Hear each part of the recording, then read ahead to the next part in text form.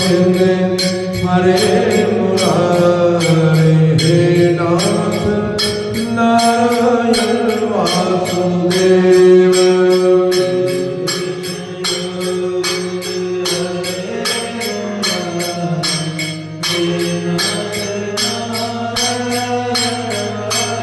बोलो वृंदावन बिहारी लाल की जय।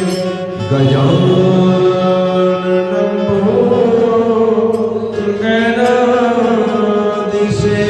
भूतगणाधिसेवितं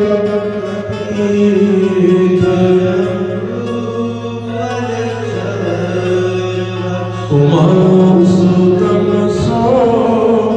कविनाशकारकं नमामि।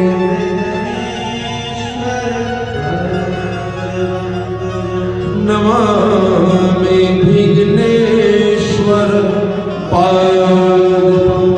बोलो श्री गणेश जी महाराज श्री वृंदावन बिहारी। श्री सुखदेव जी महाराज राजा परीक्षित से कहने लगे, हे परीक्षित, जब श्याम सुंदर कंस को मारने के उपरांत अब राजा उग्रसेन जो सिंहासन पर बैठ जाते हैं, उसके उपरांत एक दिन श्याम सुंदर ने बलराम जी से कहा कि यशोदा से हम दोनों भाइयों को बड़ी प्रीति है। यशोदा ने हमारा बड़ा पालन पोषण किया है, वो अब हमारे लिए चिंता कर रही होगी कब कन्हैया बलराम मथुरा से वृंदावन आए।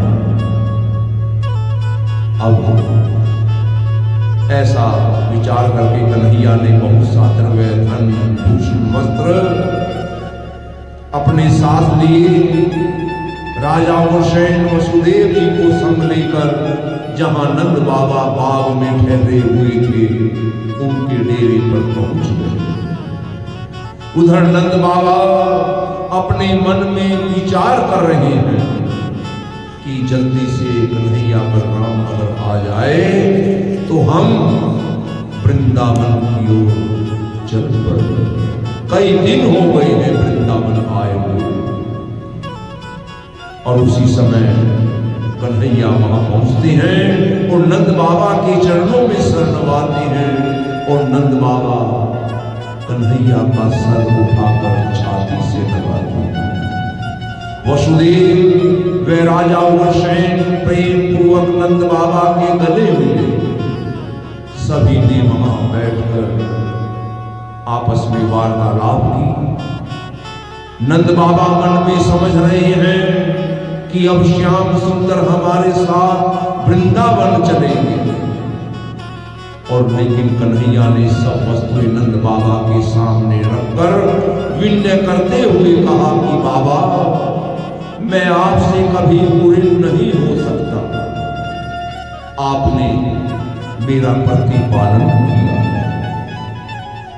कन्हैया की ये बात सुनते ही चौंक उठे नंद राय। सुनी तू क्या कहत गोपाल, मौसो कहत की आन सो किन किन्नो प्रतिपाल। निठुर वचन सुन श्याम के भय विकन अति नंद। उमंगी निर्णयन चले पड़ गए दुख के फंद। कन्हैया की बात सुनते ही नंद बाबा चौंक गए और कन्हैया ने कहा, बाबा कि आपको गर्ग पुरोहित ने बतला दिया कि इनका तुम पालन पोषण करोगे और सुख पाओगे, ये कहीं भी रहे लेकिन हे नंद, ये तुम्हारे ही कहलाएंगे। कन्हैया कह रहे हैं, हमारे पिता वसुदेव ने मेरी मां रोहिणी को जो बड़ी विपत्ति के समय तुम्हारे घर पहुंचाकर आए थे, तुमने हे नंद बाबा बड़े सम्मान पूर्वक उन्हें अपने पास रखा। मैंने ब्रजवासियों का गोरस आदि खाकर अनेक उपद्रव किए, सो बाबा अब मुझे क्षमा करो। मेरे शत्रु राजा कंस से तुम लोगों को सदैव डर लगा रहता था। तुमने उस समय मेरा पालन पोषण किया। यशोदा ने मुझे पुत्र जानकर मुझे जो स्नेह दिया, अब मैं तुम्हें व यशोदा को अपने माता पिता से भी बढ़कर समझता हूँ और मैं तुमसे कभी पूर्ण नहीं हो सकता। पर एक बात कहता हूँ बाबा, तुम मेरी बात का खेद मत मानना। अब मैं थोड़े दिन यहाँ मथुरा में यदुवंशी आदि जाति भाइयों के साथ रहकर वसुदेव अपने पिता और देवकी को सुख देना चाहता हूँ। आज तक उन्होंने हमारे लिए बड़ा दुख पाया है और वो हमको तुम्हारे यहाँ अगर ना पहुंचाते तो उनको क्यों इतना दुख उठाना पड़ता। बाबा तुम घर जाओ, माँ यशोदा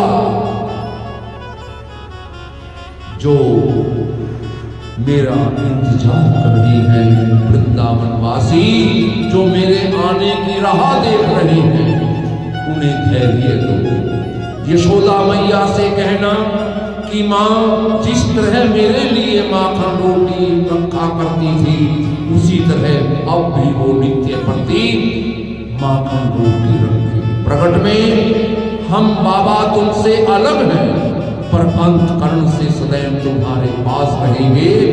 मेरे ऊपर दया करके हे नंद बाबा मुझे कभी मत भूलना।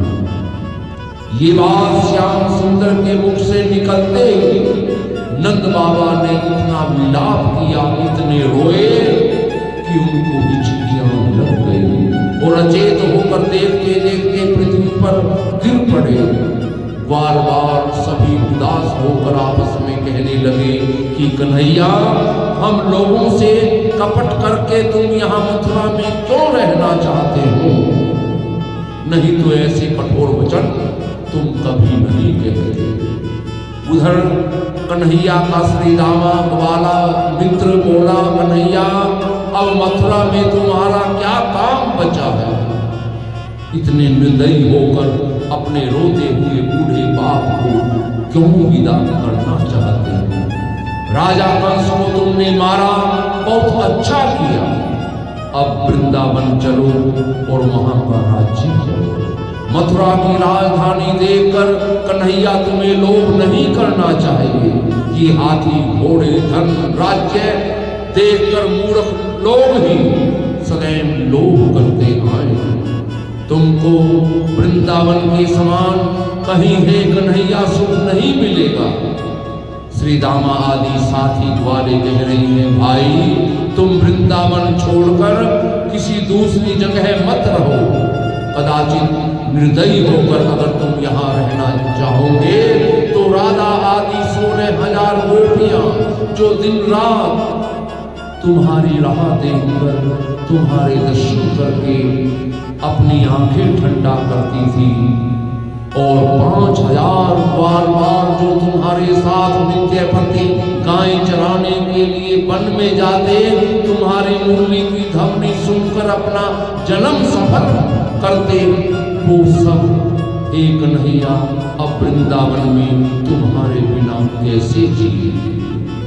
कन्हैया तुम हमारा कहना ना मानकर हम लोगों की जो प्रीति छोड़ दोगे तो यहाँ रहने में तुम्हें कभी भी सुख नहीं मिलेगा। हम लोगों को तुमने बड़ा प्रेम दिया, जिस उग्रसेन को तुमने राज्य दिया है, यहाँ रहकर तुम दिन रात उनकी सेवा करोगे और ये अपमान हम कैसे सहेंगे। इसलिए कन्हैया जल्दी से वृंदावन चलो। इस तरह ग्वाल वालों ने श्याम सुंदर से अनेक बातें कही, पर कन्हैया नहीं माने। कुछ ग्वाल वाल कन्हैया बलराम के साथ अंत में मथुरा में रहने के लिए तैयार हो जाते हैं और नंद बाबा से बोले, बाबा तुम निश्चिंत होकर अब वृंदावन जाइए, हम लोग पीछे से कन्हैया को अपने साथ लेकर वृंदावन पहुंचते हैं। और ये वचन सुनते ही नंद बाबा विरह सागर में डूबकर चित्र के समान चुपचाप खड़े होकर कन्हैया को निहारने लगे और मारे सोच के ऐसे घबरा गए जिस तरह किसी को सांप काटने से मनुष्य व्याकुल हो जाता है। नंद बाबा की ये दशा देखकर बलराम ने नंद बाबा से कहा कि आप इतनी चिंता क्यों करते हैं, थोड़े दिन हम यहाँ रहकर फिर घर आ जाएंगे, तुमसे आ मिलेंगे।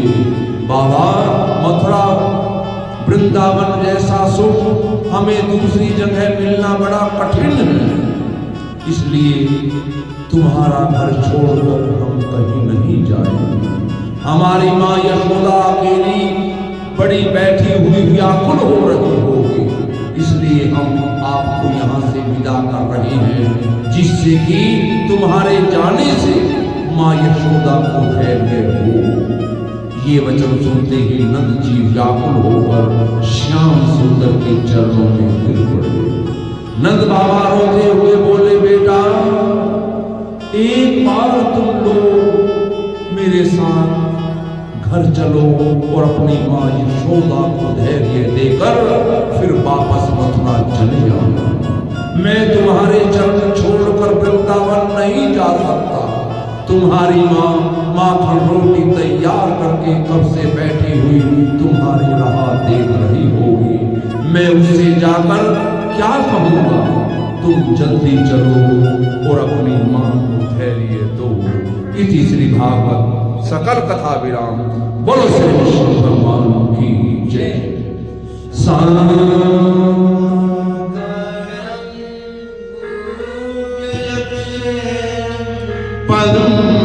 पद्मनाभं सुरेशं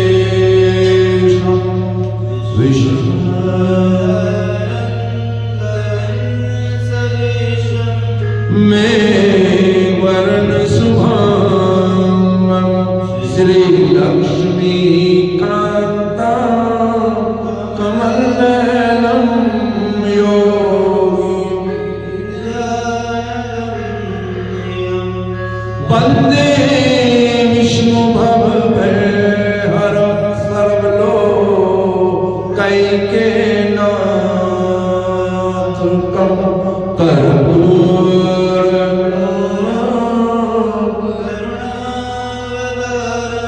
संसार सारं सदा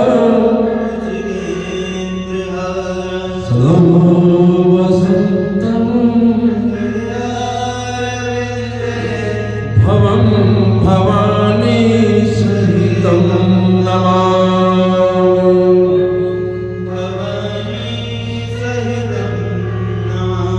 त्वमेव माता च पिता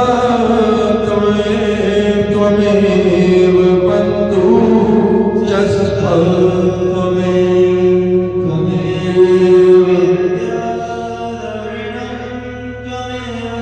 त्वमेव सर्वं मम देव।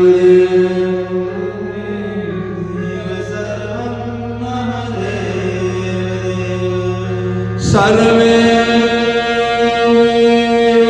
भवन्तु सुखिनः सर्वे सन्तु निरामयाः सर्वे भद्राणि पश्यन्तु मा कश्चित् दुःखभाग्। जय हो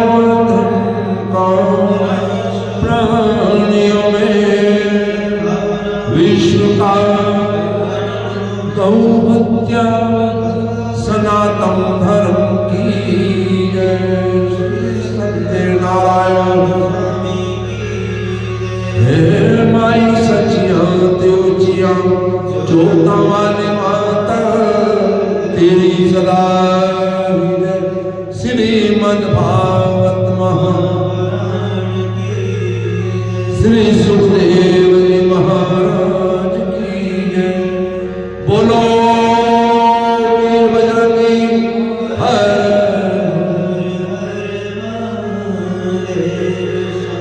श्री शंकर भगवान की जय।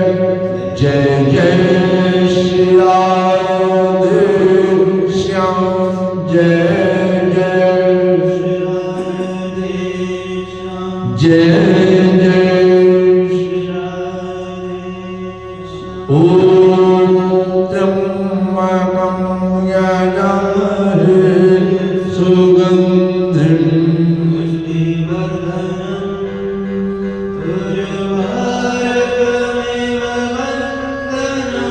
मृत्योर्मोक्षीयमामृतात्। ॐ त्र्यंबकं सुगन्धिं